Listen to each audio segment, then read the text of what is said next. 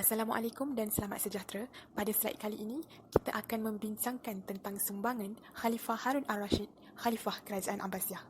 Sebelum kita menelusuri dengan lebih jauh lagi, eloklah untuk kita kenal dahulu latar belakang tokoh. Okey, nama penuh beliau adalah Harun Abu Ja'far bin Al-Mahdi Muhammad bin Al-Mansur Abdillah. Beliau dilahirkan di Rey, Iran pada tahun 149 Hijrah bersamaan 763 Masihi dan wafat pada tahun 809 Masihi di Tus, Khurasan. Beliau merupakan seorang tokoh yang gagah, berani, menyukai hal-hal keagamaan, bijak berpolitik dan cintakan ilmu pengetahuan. Dan sebelum menjadi khalifah, beliau pernah menyandang jawatan Gubernur di Saifah dan setahun kemudian dilantik menjadi Gubernur Maghribi.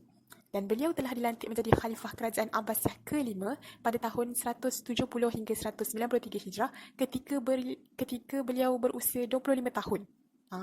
Dan pemerintahan beliau dianggap sebagai zaman keemasan Islam. Sebab apa?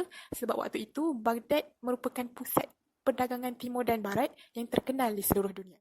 Kita pergi pula kepada sumbangan tokoh.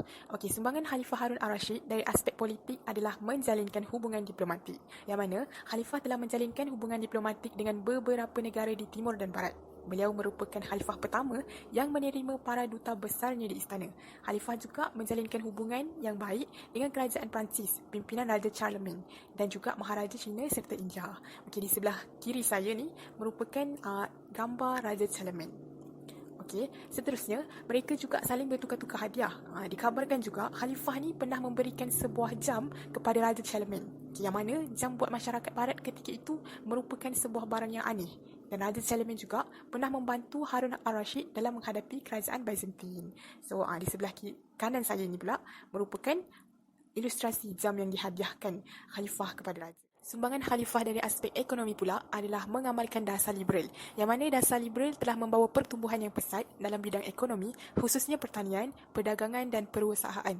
Beliau menggalakkan pembukaan tanah baharu, membekalkan biji benih percuma kepada para petani.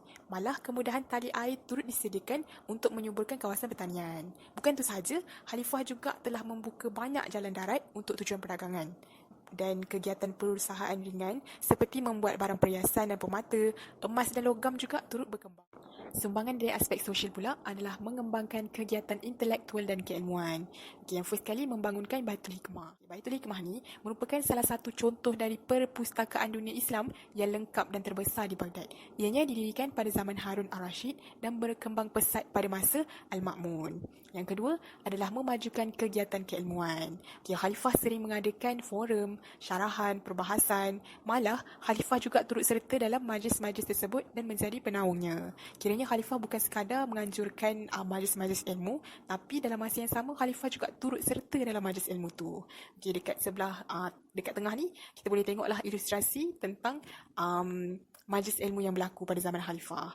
Okey, antara dua bidang utama kegiatan intelektual yang berkembang pesat pada zaman Khalifah Harun al-Rashid adalah kegiatan penterjemahan buku dan juga penulisan karya asli. Untuk pembangunan bandar pula, Khalifah telah membangunkan bandar dengan membina sekolah, masjid, kolej dan juga hospital. Bukan itu sahaja, kemudahan prasarana seperti perigi, jalan raya dan juga terusan telah dibina di seluruh negara.